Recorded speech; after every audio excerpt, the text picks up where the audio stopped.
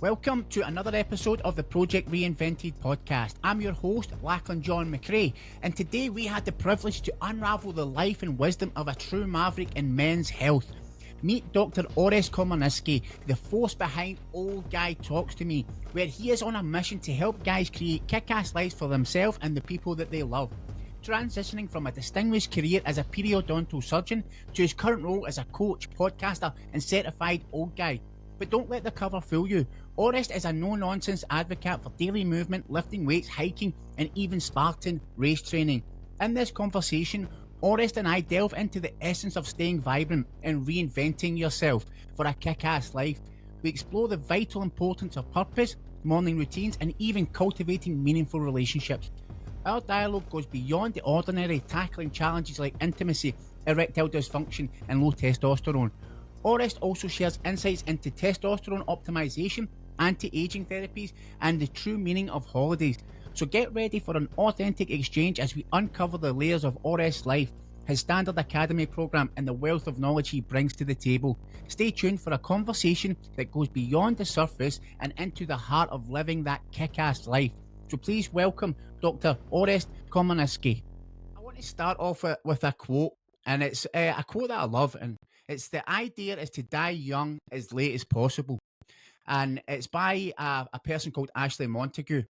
And I really love it because as we were talking off camera there, I used to think when I got to 45, I was old. But now, as I'm progressing, I feel better now than I did when I was in my 20s. And then I came across your profile, and you're living an amazing life now. And you're helping other men live or kick-ass lives. So for yourself, you already had a very successful career as a doctor. What was it that took you on a journey to kind of reinvent yourself and help other people live this kick-ass life, as you call it? Mhm. Yeah. But first of all, thank you for having me on your show. Uh, that's an interesting question because many people, many people, for some reason, think that 70 or 71, which I am, is old. And given my gene pool, uh, it's very likely that I will live past 100. And so I left my periodontal practice at age 65. There's nothing magical about the number. It just happens to be, I guess, when people kind of retire, at least in the States. Um, but there was nothing. So I was looking at my life and I'm going like, well, I still have like a whole nother life to live.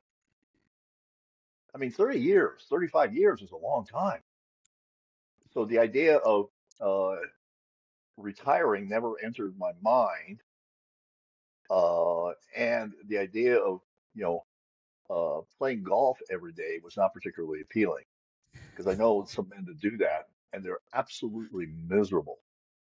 They're absolutely miserable. They actually don't want. I choose not to be around them because they're so miserable. I'm very, I'm very selective about who I pick, who I allow into my inner circle.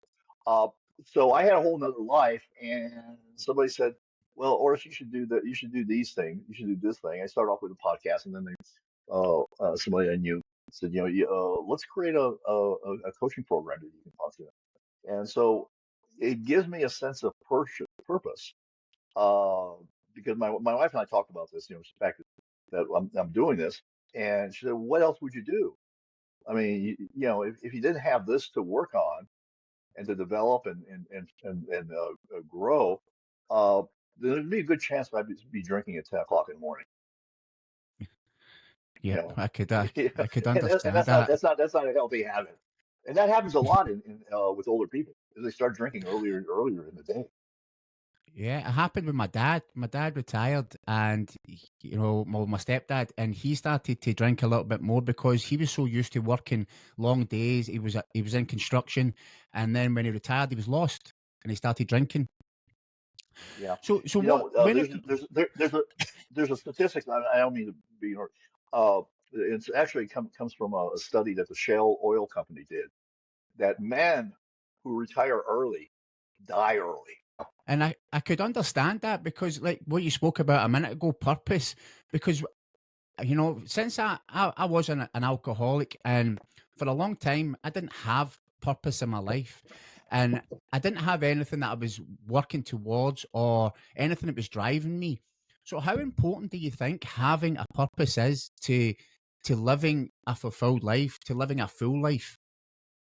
Absolutely essential. Absolutely essential. It gives you a reason to get up in the morning. Now, I'm not I'm not going to tell you that it's all just just wonderful and I wake up full of purpose. There are days I don't want to get out of bed. There are days that I don't want to do what I need to do. But I do it. There are days I don't want to work out. But I still do.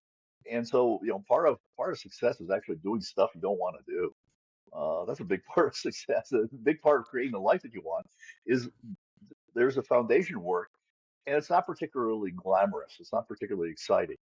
Uh, so a lot of it is doing stuff you don't want to do, but it gives you a sense of purpose, and it also has you be disciplined about your life Yeah. and about who On you are as a man. 100%. On those days when, you don't feel like doing stuff and you just don't want to get out of bed, what do you do with yourself on those days? Do you just, you've committed and you just get up and do it anyway? Or have you got like some type of routine that you go through in the morning that's just a non negotiable? I have a routine that I go through in the morning, and sometimes I don't want to do the routine. And on rare occasions, on very rare occasions, I don't. Usually the travel will make it really hard. I mean, if you're catching uh, a 7 o'clock flight in the morning, it's you're not going to get up at 3 o'clock or 4 o'clock in the morning to start your routine. It's just not going to happen. I try to do it. I try to do it on the road, but I do have a morning ritual that helps establish the day. And sometimes it establishes the day really well, and sometimes, well, the day's kind of like not particularly good. And this morning, you know, uh, life gets in the way. Yeah. Life gets in the way of the things that you want to accomplish. And I wrote about this morning in my journal, and I said because I had to get up, I had to take the car in to be serviced at the dealership. That was right at the time I do my morning ritual. I eventually got back to it, but it's not quite the same fluid flow of my morning ritual that sends me off into the day. But I think if you have a ritual, especially in the morning, I think a morning ritual is really crucial to setting the tone for your day. Yeah. And so I believe that mine starts off with first of all stretching because right now my back and my neck are a mess, and I've been going to therapy for that for several months. So the first thing I do is stretch when I get out of bed. The next thing is I go outside in the cold, take my shirt off, make sure there's no one around because me without a shirt is not a pleasant sight. Uh, and I go out and meditate for about 20 minutes Yeah. in the cold, and that's kind of a Wim Hof thing. He does the water baths, but if you're out there in the cold for 20 minutes, so that kind of gets the same. You get kind of a similar effect. And then I journal. I send notes to my kids and my wife every day. Plus, I have a young girl who I call her my ward. Uh, Her dad is a total uh, drop down, falling down drunk.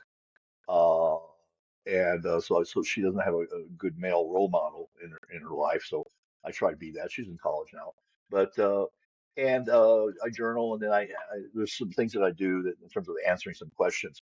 But at the end of the day, the whole point is to work to be a better version of yourself today than you were yesterday, and that's the major thing. Yeah, I agree with you on that. When I started getting my life together, the morning routine was crucial for me. And I've not stopped since, it's coming up 5 years now. And I don't, think that I could have achieved what I have if I didn't have some type of routine in the morning. Because as you said, it gets you in the flow towards your day. And like you, sometimes I don't have the time to do it or life gets in the way, but that's just life. And the morning routine, is that something that you've always done through, even when you were a doctor, through, or is it something you started when you retired? I started actually when before I retired. Before I retired, actually, I'm not retired. Yeah, I've just switched sorry, career. retire from, yeah. I'm not, You but in no transi stretch of imagination, in no stretch of imagination, am I retired. No, this started. It started as part of a, we're all coaches, and but coaches need coaching too, and Yeah, so I'm part of a group that started me on this path of the morning ritual. I used to just get up and work out, but now I have much more of a significant ritual to set my brain in a proper in a proper in the proper way in the morning. So yeah. See the meditation, is that something that you started, not that long ago, or has meditation been a part of your life for a number of years? uh, for a number of years, I'm going to say I started meditation probably about 2016, 2015, Right. and I've done through I've done different types of meditation. I've switched it up. I find that sometimes different styles get stale. Right now, I'm doing very quiet meditation with my eyes closed. There are times I've done guided meditation, listening to someone. There are times I've done just, listening to the chakras and those type of things. But I just kind of I want to try also to kind of keep it fresh because I think you can get into where you're just kind of like going through the motions. Yeah, I totally get that because I've experienced that because sometimes you're not actually doing it for the benefit. You're doing it because it's something you have to do because you've said you're going to do it. So switching it up, yeah, I totally get that. Now, you talk about living a kick-ass life, and what would you define as a kick-ass life? I think one is uh, having an enjoyment of life. Uh, Two, having purpose. Three is having great relationships with your wife and your kids. And four, having a group of friends that you have picked, and I mean picked, to be in a group. And that's the inner Uh, circle you spoke about, keeping people the right people around you, your circle of influence. yes, yeah. It's I mean, I've told people that, and this sounds kind of horrible, but I try to do it not without being an asshole, but sometimes people don't get it, so you have to turn into an asshole. But I've told people that, I really don't think that we're a mix together. I'm not interested in being your friend. And people are shocked by that. But the flip side is that I don't see the point of me being with that person. And this is especially true if they tend to be uh, negative. And by negative, I don't mean you be happy clappy all the time and everything's wonderful. No, everything's not wonderful all the time. No, actually, most of the time it's not wonderful, and most of the time you're fixing shit. Uh, but there's a people that have people. There's people that fix, and there's people that have a victim conversation in their head. And I Yeah. don't allow people to have a victim conversation in my head. I used to play the victim a long time ago, and I was a very good victim. I could I could tell a story that I would play the victim card so well that basically it was kind of my best way of getting laid. I actually spoke about this on the last podcast, playing the victim, because it was always everyone else's fault. And I was the same. It was, I just had no awareness of what I was doing. But what you're saying is you're really protecting your energy because your energy is vital. And if you have these Right? people that are draining your energy, then that's going to take away from your overall fulfillment. So I think more people should be more conscious of who they're allowing into their life so that they're Yeah, operating at the highest level and they're not getting drained by what some people call energy vampires. I've heard the word phrased. yeah. So I think, I will tell you that. Yeah, yeah. Sometimes that's your family. oh yeah, So we've cut out. uh, my sister and my brother-in-law all over life. And I think they cut us out too. But it was just like, whenever we interacted with them, all I want to do is to go in the closet and drink vodka. At the end of any interaction, be it on the phone or in person or whatever, I just want to go in a closet and drink vodka. Yeah, and that's not a good place to be mentally No. or spiritually or in any kind of way. And you've obviously got a wealth of experience in life, so you will know, especially if you've been that victim, you'll be able to identify it. Because what I used to find when I went into a place and the energy was off, I used to think it was me, and I would think there was something wrong with me.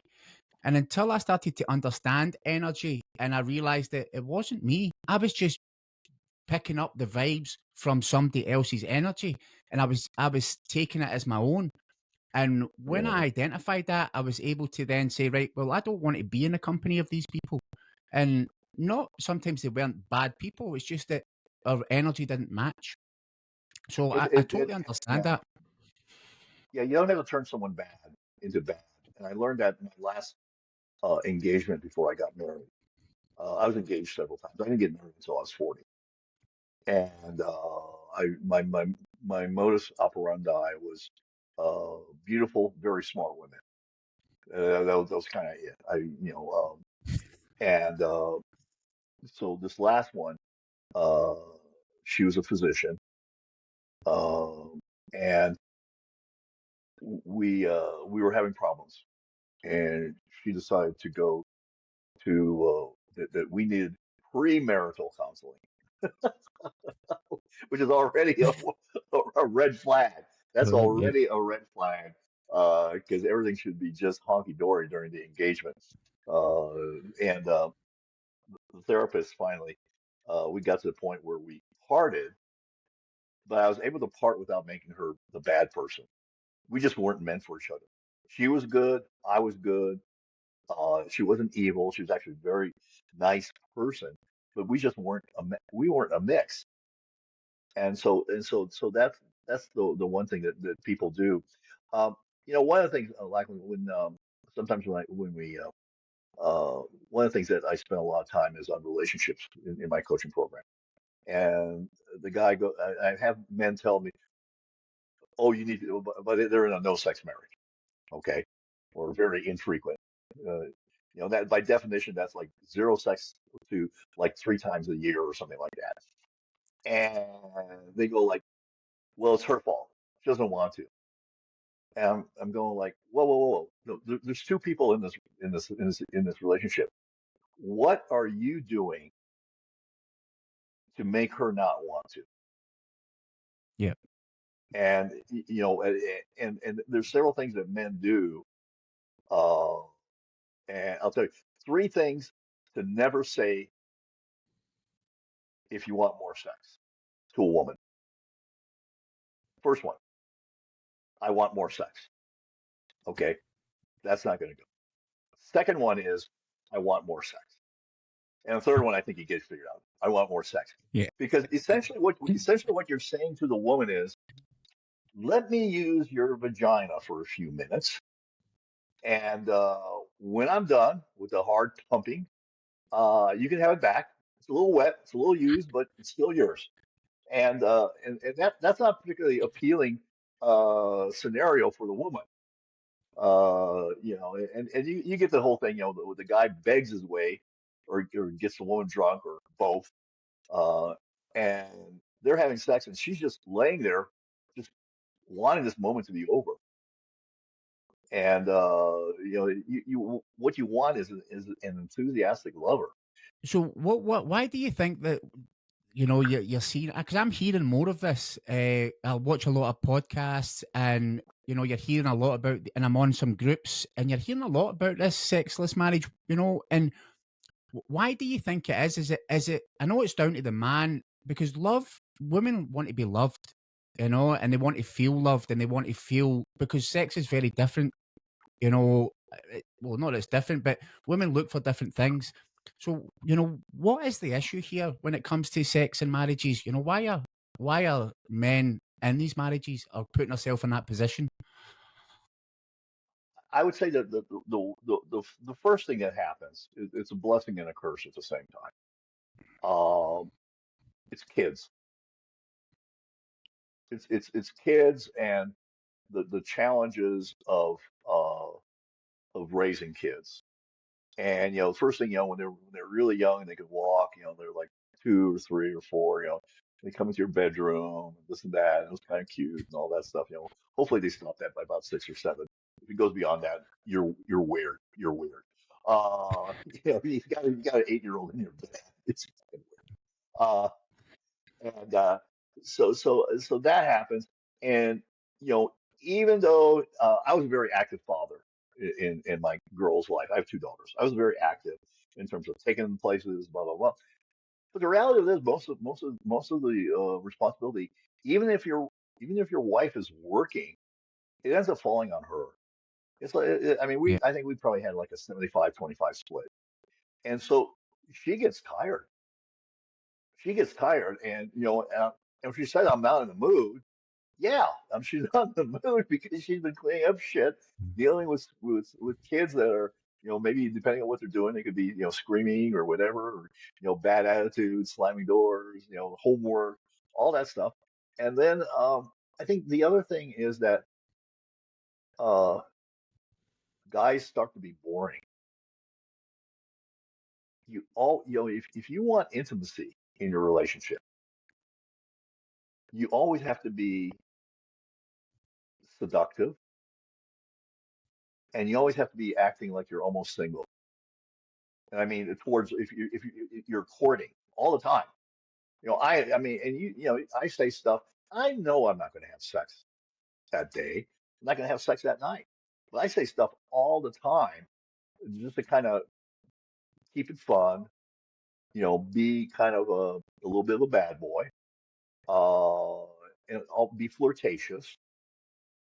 And so I think that a lot of times guys forget that, and then they get frustrated. Then they get into this repetitive cycle, and then they start blaming her, and she gets tired of being blamed, and blah blah blah. And next thing you know, somebody's having an affair. Then there's divorce papers show up, and guys, living off 40% of what he had. He's in an apartment.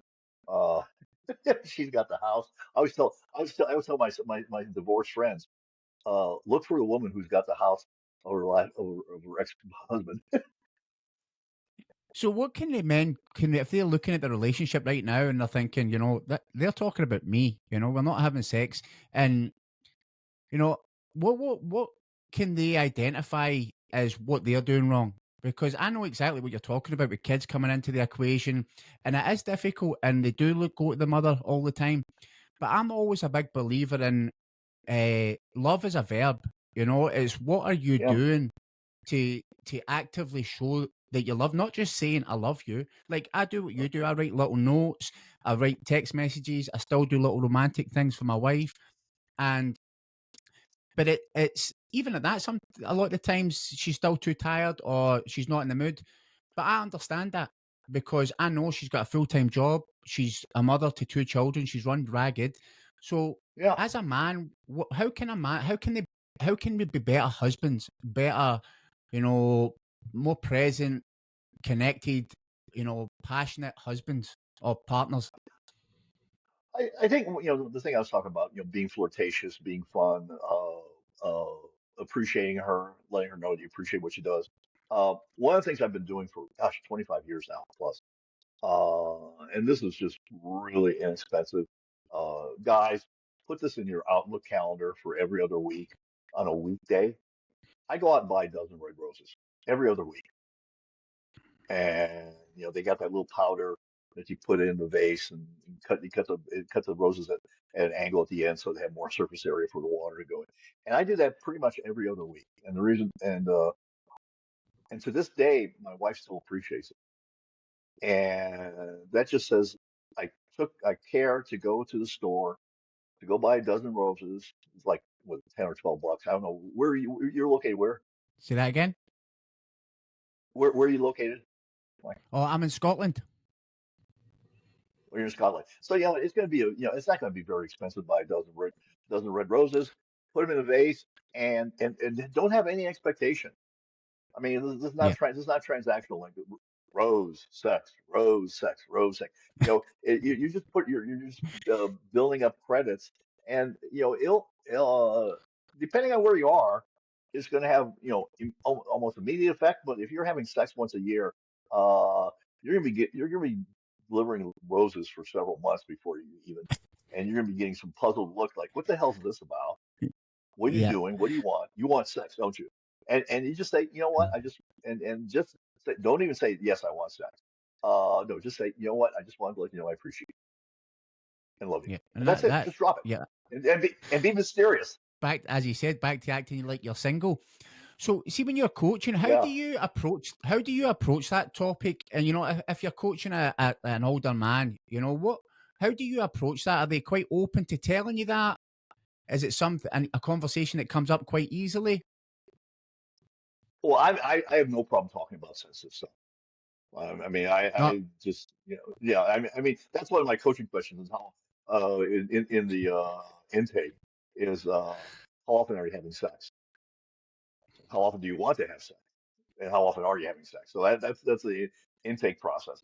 Um, as also just depending on your wife's age, there's certain things, and I've done several interviews on vaginal deterioration and vaginal atrophy and rejuvenation. yeah, Um, women's For some women, as they get older, sex becomes painful, and and the other thing is that so it becomes painful, and there's therapies out there, but do you understand that it actually may be painful for her to have sex, and why would yeah. you have sex if it hurts? And again, this is true as a woman goes through menopause and things like that. So that's one of the things. I also talk about erectile dysfunction, Yeah. which is a big problem for men, and it affects both the man and the woman because she's wondering, why is he not excited? Yeah. Why can't I get him So, excited? how do you deal with that? Where because I've seen that you've interviewed quite a lot of people. Because obviously I've been on your YouTube channel. What somebody's going through that erectile dysfunction. Is there any tips that you can tell them, or any kind of hacks, or stuff? Because I know some of it comes down to testosterone levels. If we could talk about that, if you want to talk about that, Sure, because we talk about that. Well, the first of all, there's several different therapies out there that are available. The pills work for a while, then they don't.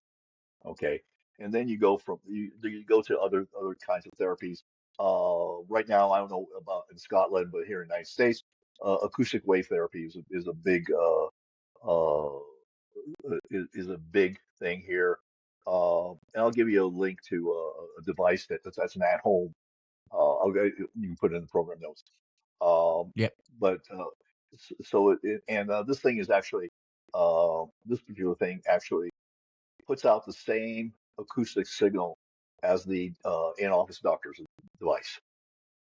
And wow, actually, the doctors are now selling a doctor version of it, which is no different than the commercial version of the acoustic wave. And so what that does is the acoustic wave therapy. What it does is it increases blood flow to the penis.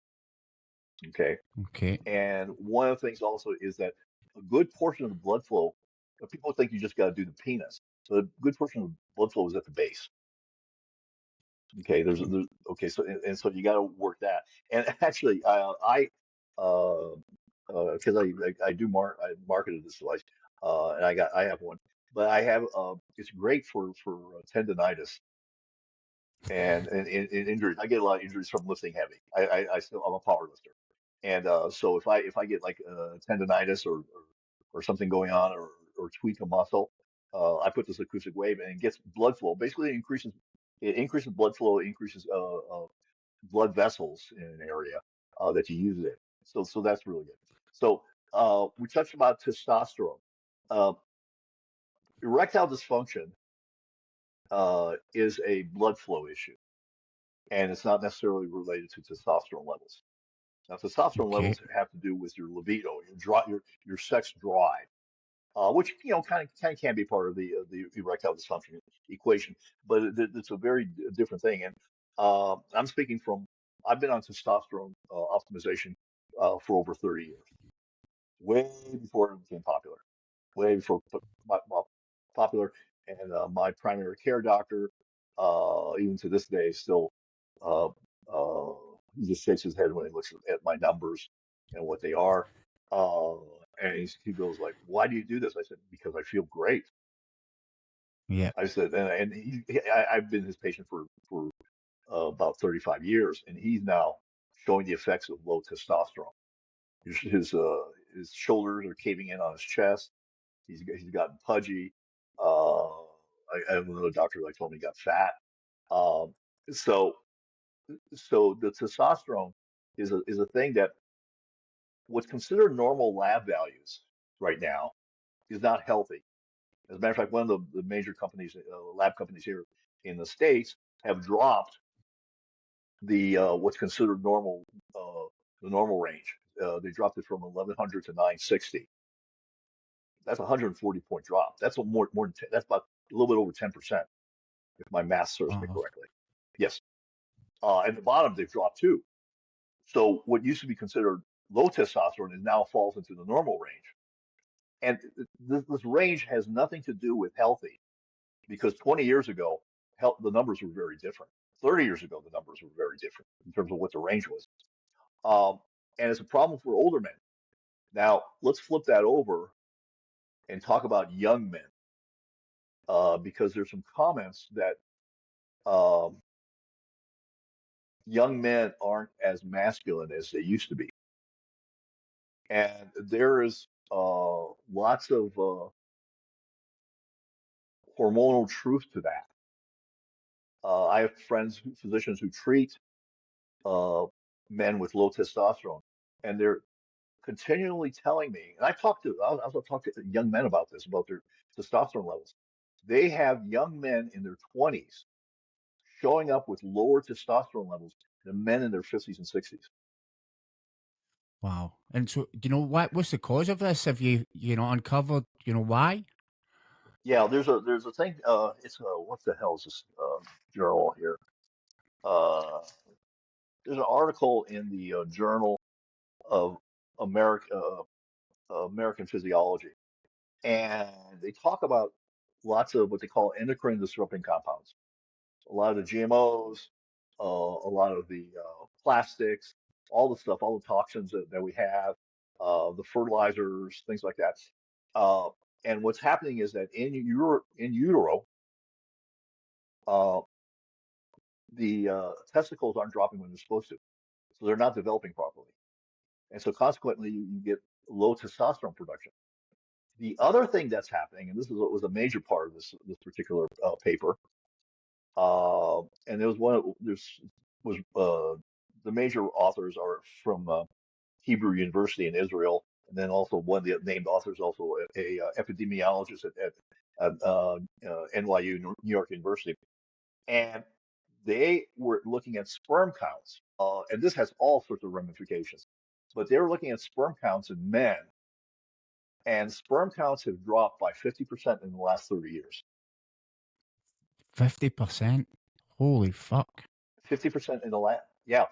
And the rate of that decline is not changing. It's going down and down and down.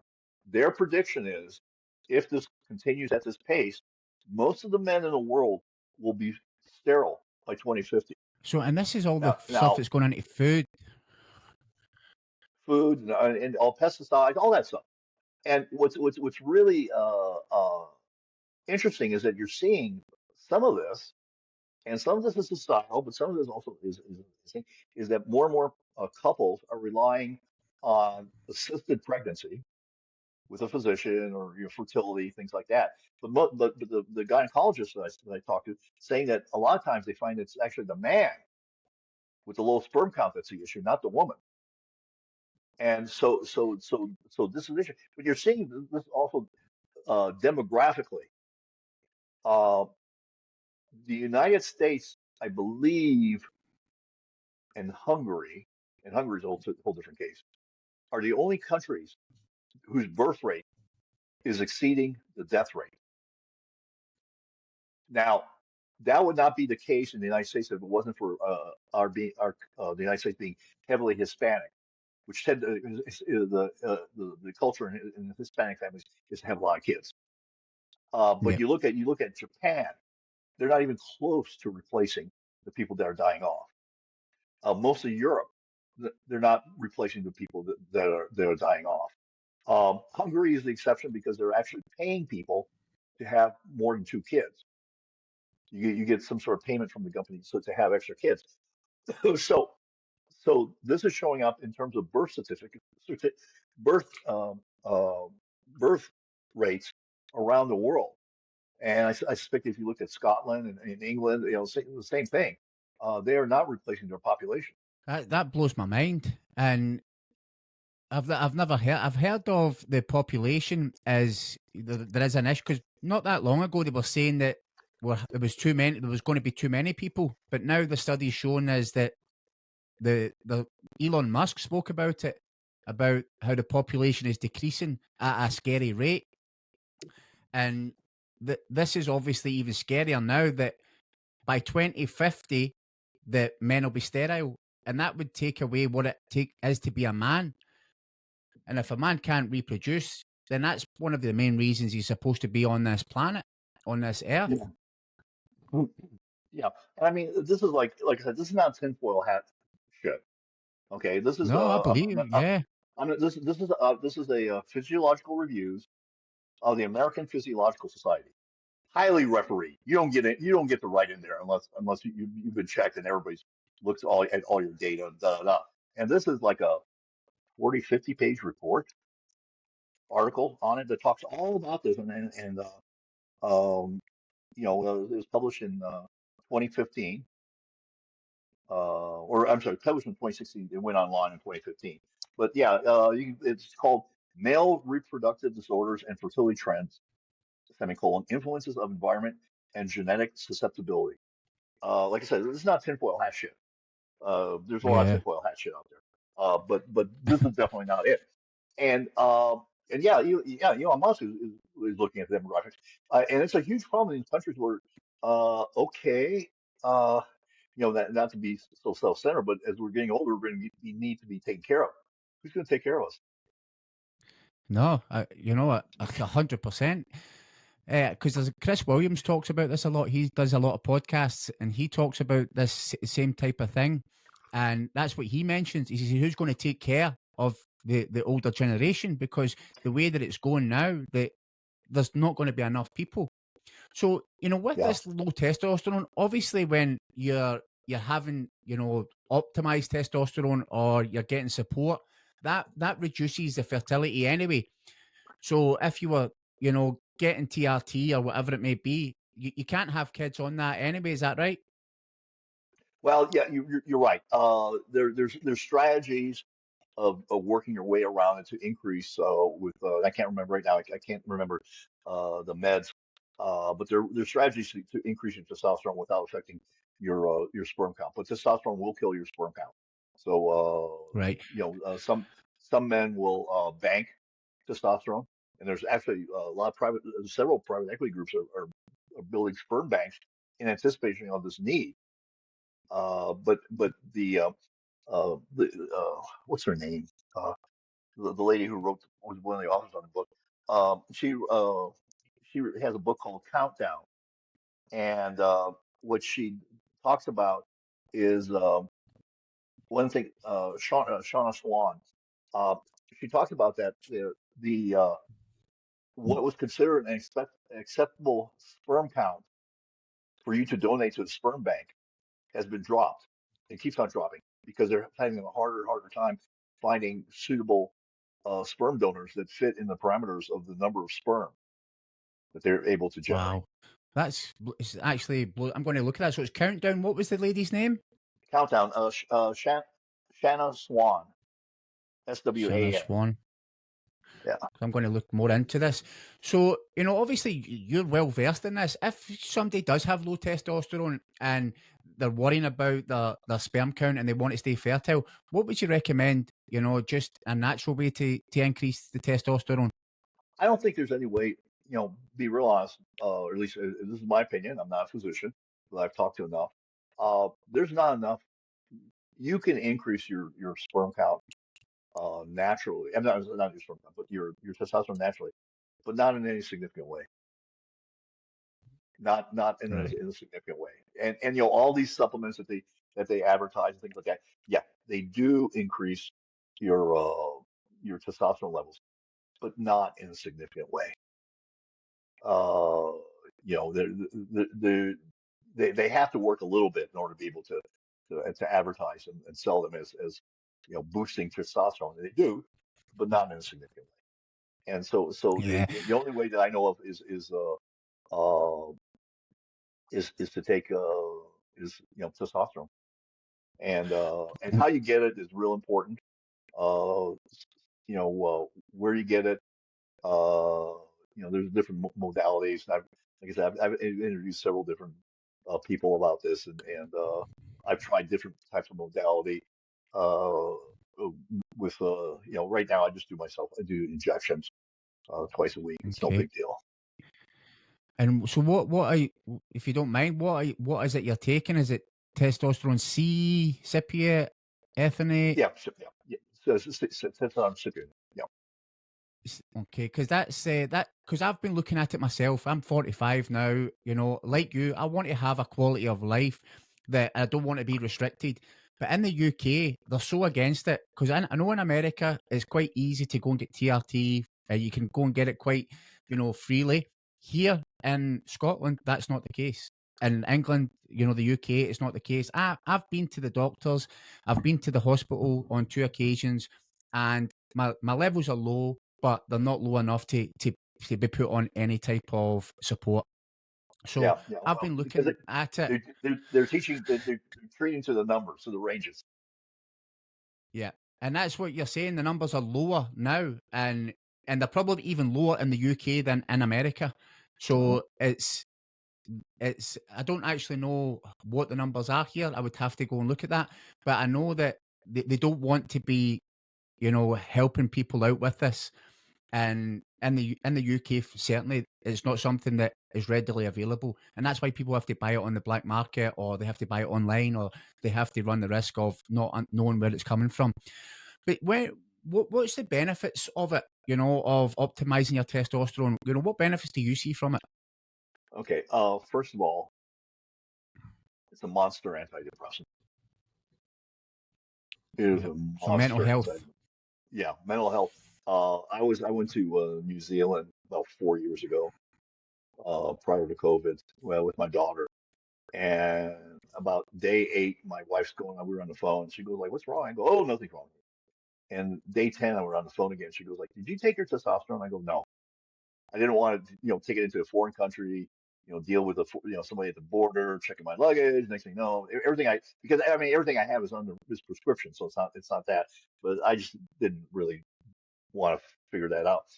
And so one, it's a monster antidepressant. Two, it helps you be more active and decisive. Three, you can keep muscle mass on. Four, it helps you lean out a little bit. Now, I have fat genes. I mean, everybody in my family is fat.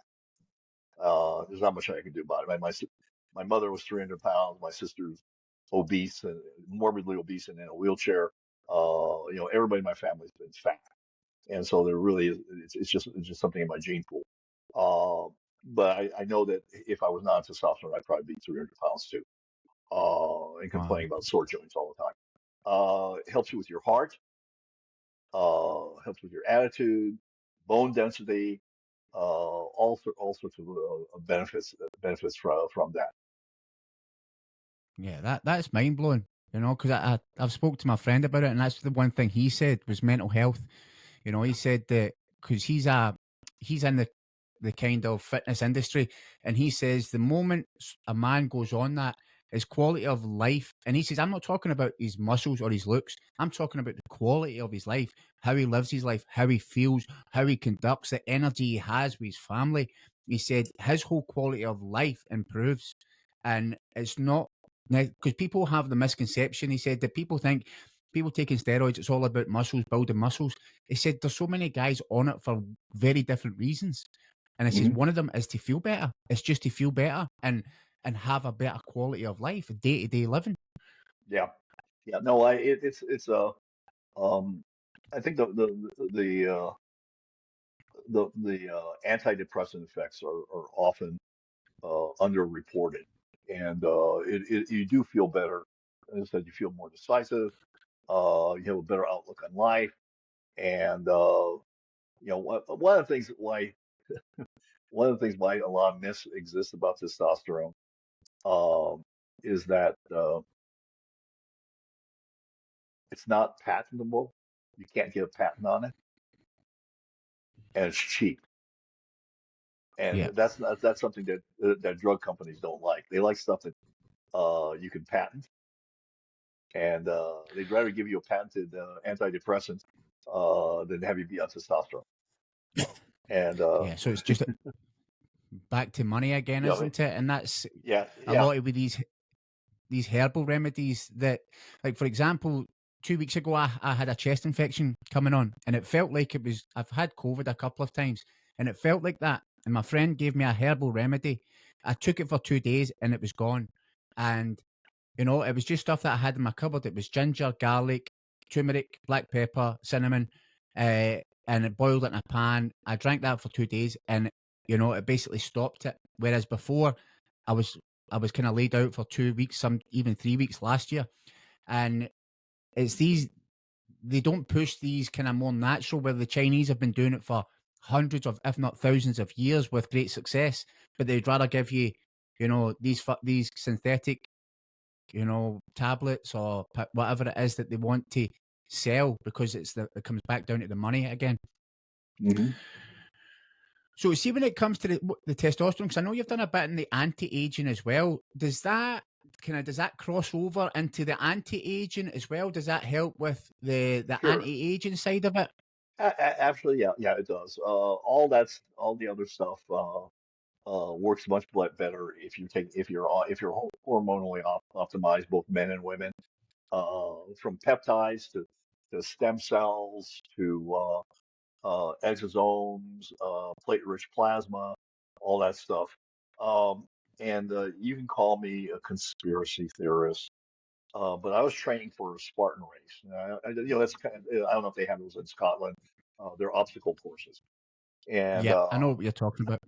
so I was training for one, and then COVID came, and I was still training. And then I had my one COVID vaccine, and then I had my second. Then had a second booster, and uh, all of a sudden I couldn't run. I was going from running an hour to I couldn't knock out 10 minutes. I couldn't do burpees like I used to. All sorts of stuff. And I never really associated the two. And at first I went to my cardiologist, and he did all sorts of tests. And then I went to my pulmonologist, and he had done a pulmonary stress test, and that I had to go into the hospital, not admitted into the hospital, but I had to actually go into a hospital to have it done, because they had all sorts of devices there. And I did it again, and he told me that my lung volume was down by 25%. Yeah, and the only thing, and I've a friend of mine talked about this, and he and I talked about this. The only thing he also noticed a difference in his uh, cardio ability. So about 4 months ago, I had some stem cells infused, IV, and we'll see. It takes anywhere from 6 to 9 months for the stem cells to work, and we'll see whether they reverse some of what's happening in terms of my lung capacity. Oh, and I'm a bit of a conspiracy theorist as well, so I'm on your side there, because I never got the jabs. I never got any of them, because I just from the beginning I thought it was something dodgy about it, so I refused to get them. But my wife got them, and she fell ill quite quickly after them. So I hope that stem cell works for you.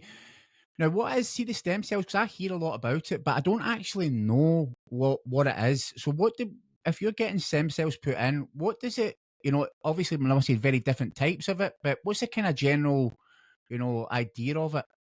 It's basically to regenerate tissues that have been damaged, and that's the whole thing. And the stem cells have the ability to assume very many different characteristics. And for some reason, and I don't know, I'm not scientific enough.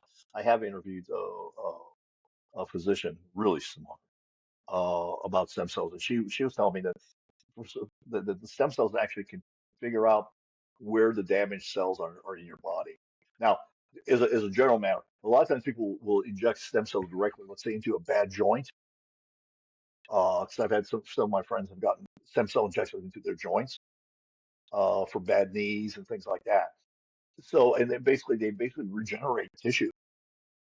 That's Wow. it's as simple as that. I Is had it quite another an easy lady, process? not on your pocketbook.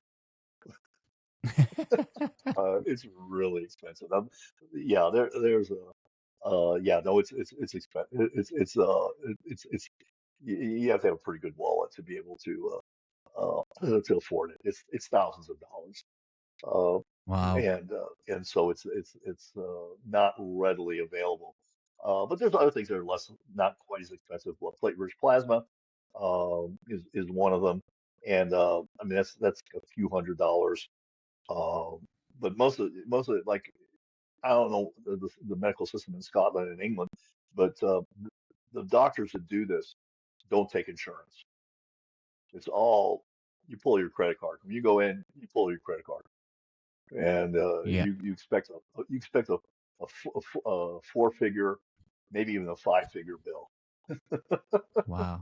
Yeah, we don't have insurance here. Everything's under like the public health. So our health system, Yeah, even though yeah, it's good that we have public health, but there's a lot of downsides to it because we don't have access to other treatments like testosterone, stem cells. These are all things we would have to seek out privately and pay a lot of money for. yeah, Whereas, yeah. and it's the same in the UK. Well, I think in the US you can get testosterone treatment on your insurance. I'm pretty sure you can get that. No, Is that the case? No, you no. have to pay for that. There's lots of Yeah. what they call them T-mills, and then that's a whole nother subject. But they're not necessarily the best at getting you to therapy because they make sure they give you a whole bunch of other stuff that I don't think you need. Um, but no, most people that are on testosterone, so it's on a cash basis. Oh, yeah, got it. So, let's talk a little bit about what when you're coaching, because you've obviously been in this for what, 6 years now. Hmm. And when you're working with, for example, older men, what some of the common mistakes that older men make because they're letting their age limit them, whether that's their activities or their mindset or even their relationships. Yeah, well, I think first of all, let's define older. I don't. My I work for men 40 and up, and so Yep. you know, one of the things is attitude. Uh, and okay, let me take a step back. Most people cannot clearly articulate what they want. They're walking generalities, and consequently, they don't get results because they Yep. don't have a clear idea of what they want. The next thing we figure out is why do you want that? And a lot of times when you're trying to attach a why to a what, and by the way, I don't know if you know who Simon Sinek is, the author. Yeah, I know him. He I got a know book. Simon. Yeah. Okay. Yeah. He's wrong. You start with what, not with why. You start with what. And so the what, and then once you attach a why, you figure out whether you really want that what. Hmm. Do you really want that? Are you willing to put in the work to get it? Because the why is actually you want stuff for the feelings you get, and so that's kind of the why. And then the last thing is the how. And the how, it's a plan, but you better be ready to adapt and pivot because I guarantee you the plan you set out is not the final plan. It's good to have one because you can pivot off of it, but it's not the final one. It's not the one that's going to get you to the result you want. Um, so that's it. The other thing that I talk about quite a bit is that the most important relationship that you have, the most important relationship that you have is the one that you have with yourself. Yeah. Okay. That sets the tone for every other relationship. And the and that relationship that you have with yourself is set by the conversations you have in your head with yourself. You got Yeah. crappy conversations, expect a crappy life. And Yeah. And that's that, a that Tony Robbins saying. Yep, Tony, because what you said there is it actually reminded me of Tony Robbins. He says, you know, figure out what you want, which is, your vision, and then why you want it. That's your purpose of why you want it, and then create that action plan.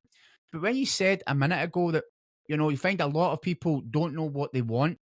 Now, is that because a lot of the time they don't believe that they have the ability to achieve it, and that comes down to their mindset? Or is it they just don't have any clarity? I think it can be a number of things. One is a disbelief that they can achieve it. There's also a looking for immediate gratification, Yeah. and that doesn't happen. Uh, you know, and but I think also to clearly articulate and a by when what you want. And people say like, "Oh, I want to be happy." Well, happiness is not a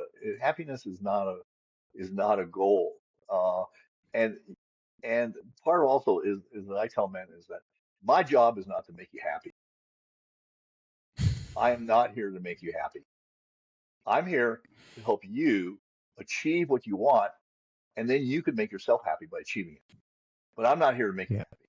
I'm kind of I can be kind of an asshole if I need to with men in my coaching program because I will call you on your bullshit.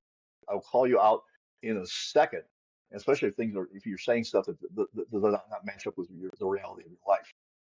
So so people cannot clearly articulate what they want, and so consequently they have this like oh the guy who's making $50,000 a year. I'm not sure what that is in your currency. They're like going like, "Oh, I want to be a billionaire like Elon Musk." Like, you stupid fuck. You, first of all, you're not. You haven't even cracked 100,000 or a million. You're talking about being a billionaire. And you know what? Elon Musk is a unicorn. You are not a unicorn. Yeah. And most of us are not. But there's a lot of things that you can have, along the way. But stop having the stupid uh, uh, voicing that stupid dream, which is not a hard goal. It's wishful thinking, and get after it bit by bit. You lay a foundation. Now some guys, obviously Elon Musk, terribly bright, you know, uh, but he laid a foundation. Uh, Jeff Bezos, laid a foundation. He was working. His desk was a bunch of crates for a while, or folding tables. Uh, we see people at the end, or see people in their highlight reels, but we don't see Yeah. all the work that goes into every day, and it's consistent daily. It's consistent daily action that will get you the results. You just can't go into the gym once and lift and say, okay, I'm done for the rest of my life, or I'm done for this year. You have to be in there several times a week, and then maybe do something else outside the gym the other days. I mean, I exercise 6 days out of the week, 6 or 7. I like to take Sundays off because it's my opportunity to be a slob. I'm pretty We all much need the to have an same with opportunity to that. be a slob every once in a while. That's what Sundays are for. I watch Yeah. TV and smoke cigars on Sunday. So see, when it comes to, working with men, do you find that they find it difficult to accept, ownership of, who they are, what they've created, and just to be honest with, because I find that if you're not willing to be very honest about your current reality where you are, then you'll find it difficult to move forward. Yep. And do you find that men find it difficult to own their current reality and say, right, this is where I really am, and it's all my fault. Everything is mine, rather than You know, trying to blame circumstances or the government. we spend a good portion of it of getting a baseline of where you are, and both the bad and the good, because there's also part of your reality is good too. We tend to focus on the bad, but I also believe that it's important to also focus on the good and to get a baseline. Because without that baseline, you really don't understand whether you're moving towards your goal or away from it. If you don't have a baseline, let's say you want to lose some weight. If you don't have a baseline of where you started, then you get on the scale, in 2 weeks, you have no idea whether you're moving forward, you're getting better or worse from where you want to go. So it's very important to have a very um, clear idea of what your baseline is and where you're starting at. How, the easiest thing is, the one that everybody goes, where how often are you having sex? I'm not talking about masturbating. I'm talking about sex with your partner. Uh, you know, how often is that? Is that twice a week? Is it once a week? Is it once a month? Is it once every quarter? What is it? What is that number? And because some the guys will tend to kind of like they try to pretend, they'll try to lie. Well, it used to be. I go, I don't care what it used to be. What is it today? What is it this week? What is it this month? Don't tell me about what it used to be. And then people try to people and they go, well, not very much. Not very much is not a number. I have no idea what not very much means. Give me a number that's measurable. So it's, and that's, they're not being specific. And is that because they're embarrassed? They're embarrassed to get real with themselves. They're embarrassed to say that to you, or is it they just don't know? Oh no, I mean the sex thing they know. They must be trying to avoid it or trying to pretend it's better than it is or whatever. But I mean, you could sniff that out pretty quickly, uh, because they will have told you one thing in the 10 minutes ago, and then they tell you something else now, and you go like, whoa, these are two completely different. Your statements are incongruent. That's a nice way of saying you're Yeah. full of bullshit. So once you've got them in, and you've got them in the program, and you've understand, where they are, their baseline, what's the most, what do you focus on first? What's your first kind of protocol to get them, and for example, a certain domain, whether it be fitness or, mindset or whatever, what's the kind of first domain you tackle? Well, I think you kind of tackle a few of them at the same time. Fitness, relationships, uh, and I don't spend a lot of time in the business space because most of the people I deal with are successful in business. So some of them want to, some of them have been really successful. Now the question is what's next. So Yeah. that's one thing. Uh, so I think probably, like you said, the first thing is figuring out the what, the why, and the how. Um, Secondly is working on their relationship with themselves, because that's key. Uh, there's lots of exercises that we do um, in my program, answering questions, and some of those questions will make you uncomfortable, and they're designed to make you uncomfortable. Um, because that's where actually the growth is. And uh, I can't remember who it was. I wrote a book. I think it's called Atomic Habits. And one of the things that he talks about in it, I think that's the book. Most people never work close to their potential or to their limits. Yeah. And consequently, they never test themselves. They never press Yeah. those limits. And that's where the growth is when you press. the limits of what of your capacity, and that's how you expand your capacity is by testing the limits of it.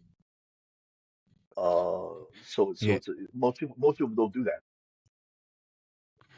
yeah, and again, so and why do you think that is? Why do you think?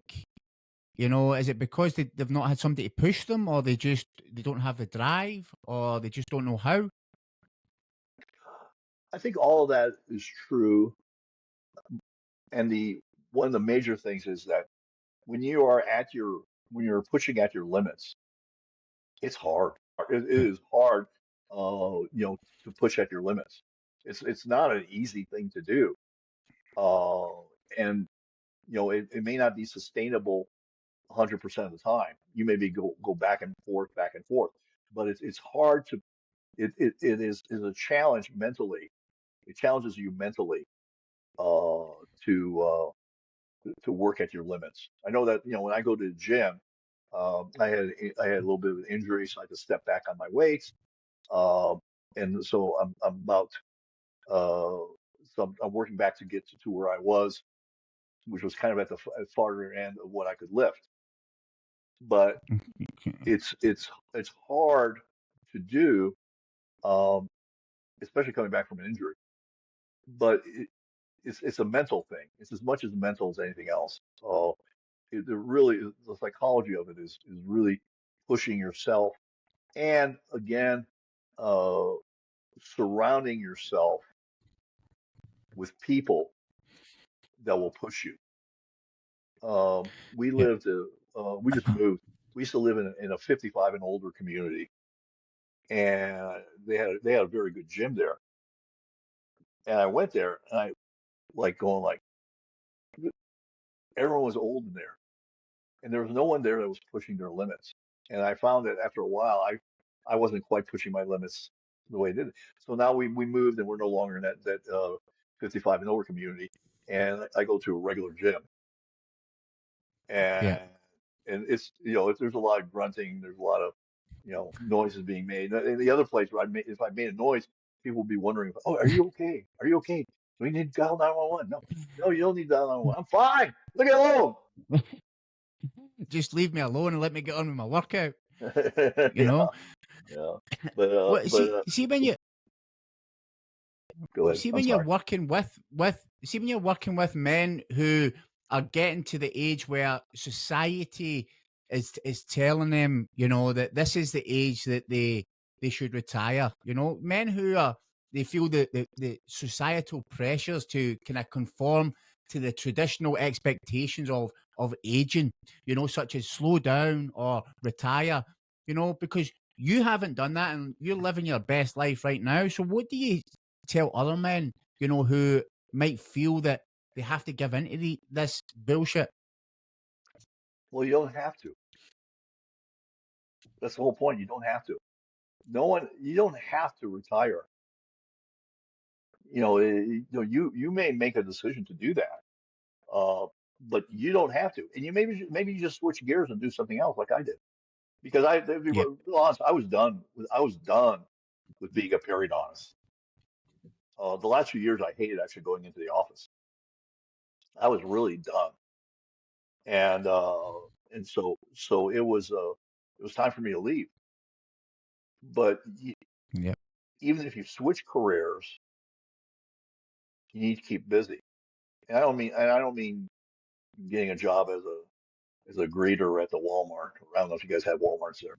Costco. There's more to it, and you have more uh, to give to people. That's the whole thing is, especially the more successful you are, the more likely that you have a lot of value still left. yeah. That's very true. So you've got the program called the Standard Academy, which is a men's Mhm. lifestyle program. So how does that work? So if somebody wanted to get involved with you, how does it work? Do they have to contact you for a kind of consultation, or Yeah, you know there, what's there- the there's process? there's two ways. One is both of them involve. a 7-week on-demand video program with exercises, and you can do that.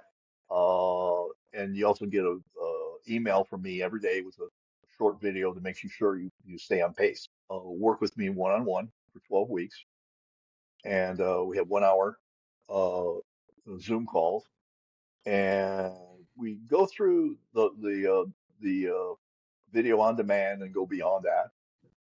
And that just the video on demand actually lays the foundation. And then the one-on-one coaching is where I get really I get into who you are as a man and what you want and what needs to happen to get what you want. So if somebody, they're 40 years old, they're kind of they're looking for a career transition, or they're fed up with their job, they're overweight. What kind of results would they expect to see after working one on one for 12 weeks with you? One-on-one is going to be the start of 12 weeks. You're gonna you're gonna lose some weight, you're gonna gain some confidence, you're gonna get some clarity about what you want, and also the start of some good habits. Really, that's the whole thing. A lot of it has to do with creating also systems for yourself, and each of us is different. We have different things that work for each other, but helping you create systems that will support you through the course of your life. And it's never a straight line. We all have setbacks. So that there's no silver bullet that like you're done. But you're going to be well on your way to establishing the life that you want. And we would anticipate that you would have some significant improvements in your relationship with your significant other and kids, or be on the start of that. I mean, if you are on the verge of divorce, you're in a different starting place versus if you're Yeah. just a man who's having uh, sex once a month and you and your wife are talking. Uh, those are two different places to start from. So you have to be, not that we don't expect dramatic improvements, they also have to fall in line with where you are, what your starting point is, and that's the very beginning. Because I don't want to set any unrealistic expectations. If you're having sex once a year, you're not going to be in 12 weeks. You're not going to be having sex twice a week. Okay, let's just make that really clear. Yeah. That's just it just ain't going to happen. I don't care who you are. And people promise this and they don't fucking deliver on it. So what you're doing is you're laying a foundation. You're laying a foundation. You're laying foundation. Taking and as the foundation grows, you take a step up. You take a step up. You take a step up. You take a step up. Some of the things that I do in the module, the last module, has to do. I refer to it as how to get laid more frequently without begging. Now, some of the things in there you can do if you're having sex once a month. You know, good portion, about 70% of that, you can do. You can do a lot of that. You incorporate that pretty quickly. If you're having sex once a year, if you try to incorporate some of those things, you're gonna get the weirdest fucking look from your wife. Like, what are you thinking? What are you thinking? You know, because you just haven't laid the foundation for it, and you can. Yeah, I mean, you can. It's just not going to happen in a concentrated period of time. So that's really the biggest thing is have goals that stretch you, but don't have goals that are totally unrealistic. I mean, I am never going to be a billionaire. I am never as much as I love basketball, I will never play in the NBA. I could spend 20 hours a day in the gym and shoot shots all day. I will never play in the NBA. It's just not happening. I can even buy a team. I still wouldn't be play in the NBA. That's what it comes down to, Yeah, being realistic, yeah, you know? and And realistic doesn't mean settling.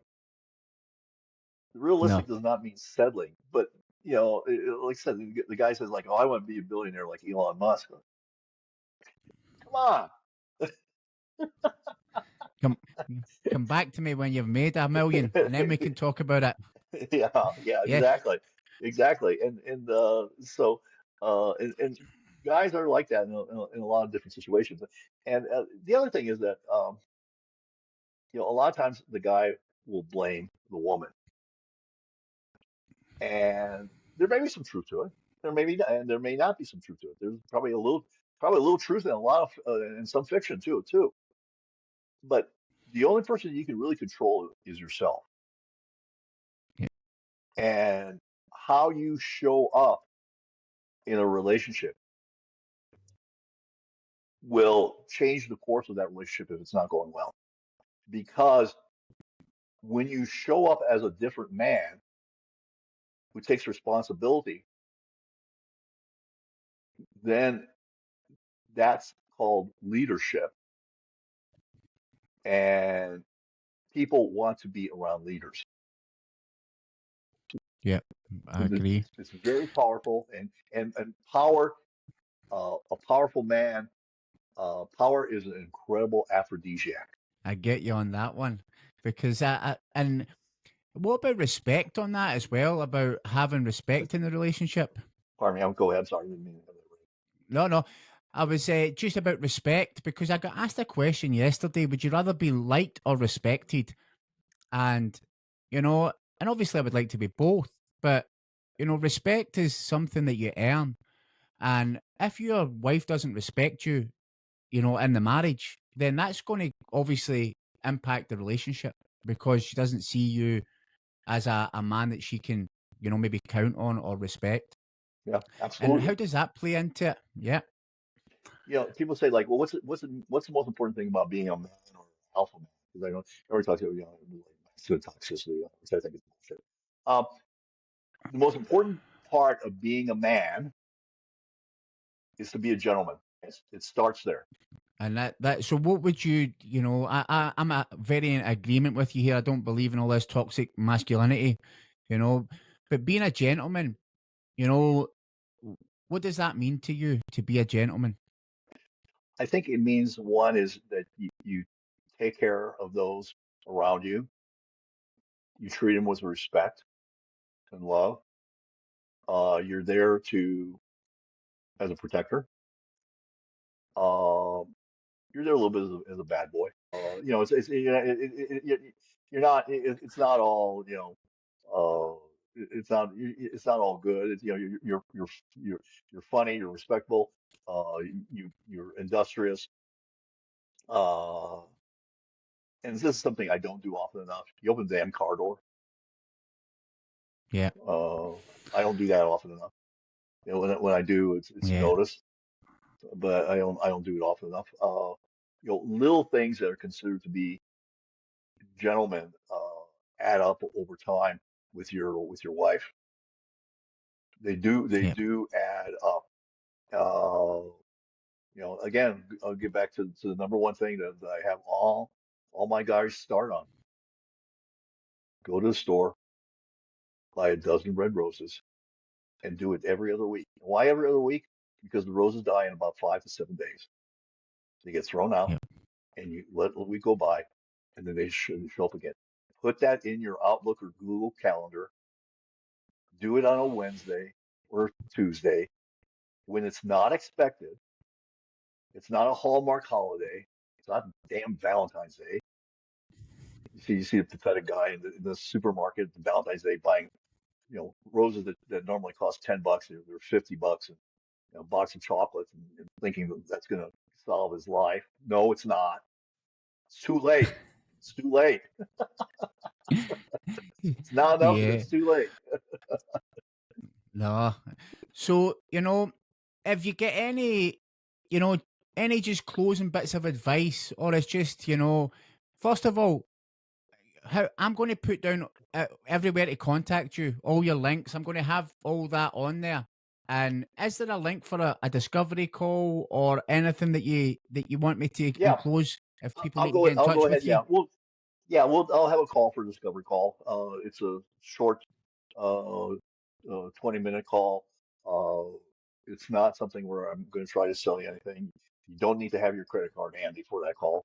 Uh, that, that it's just to get to know you, and then if we think that there's a uh, if there's a mesh, there's then we move on to the next level call. Um, but I think probably the biggest thing is that never give up.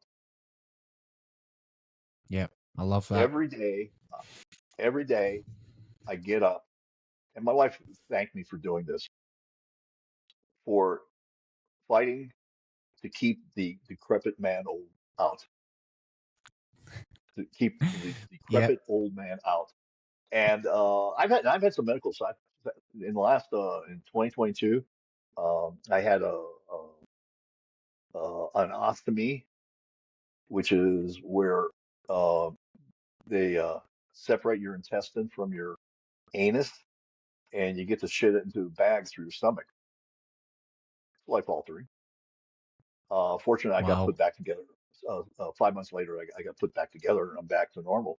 But uh, those type of things, especially as you're older, uh, can affect your psyche, and you see that often in the gym, where some guy, really, pretty, older, like myself, and they vanish from the gym for a while, and they come back and they're a shell of themselves. They've had some traumatic health event, or maybe their spouse died or something like that, but some traumatic event in their life, and they don't recover.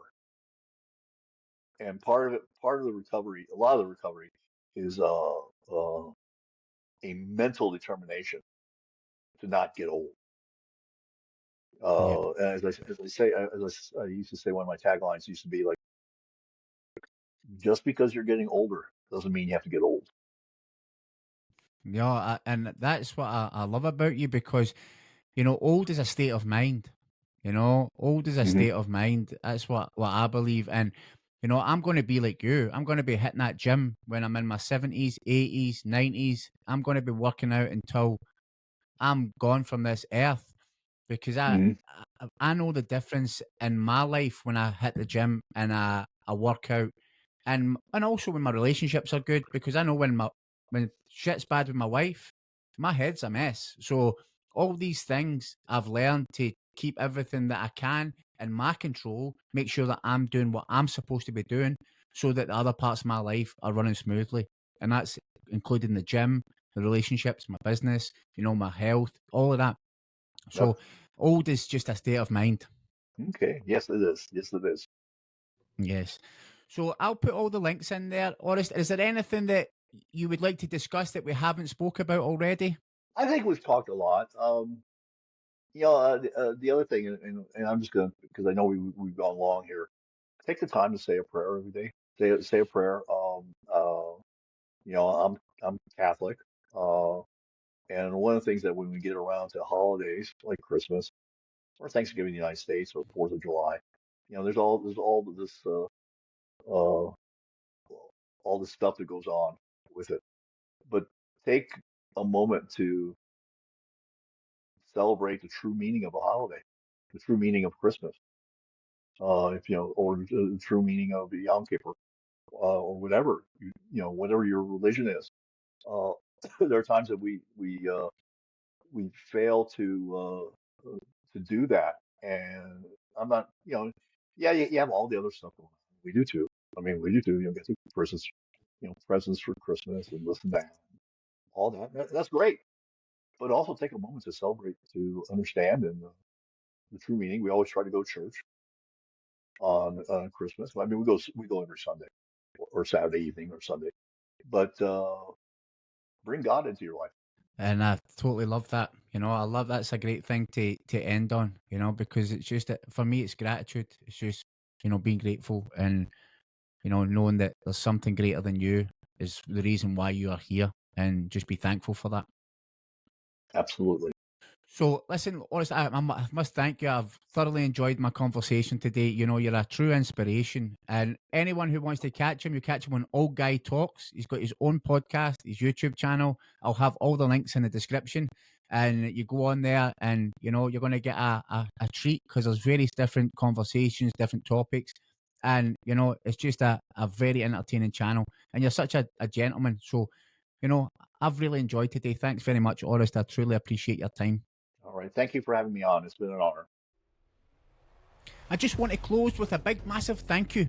See, Project Reinvented has never been about me. It's always been about you, the listener who's looking to improve their life. So with that, I just want to express my sincere gratitude to each and every one of you for not only listening, but your continued support. Project Reinvented wouldn't exist without your presence, so thank you. My goal is to make this as personal to you as possible, so your feedback is invaluable to me, always welcomed and always appreciated. So as we go on this journey together, remember, the art of reinvention doesn't always demand big, massive leaps. See, big change starts with small steps. So think about this. What's one small action you can take today that will reignite your journey of life reinvention? Make that decision to take that step. See, life's a canvas, reinvention's the art, and you're the artist. So start creating. See you next week.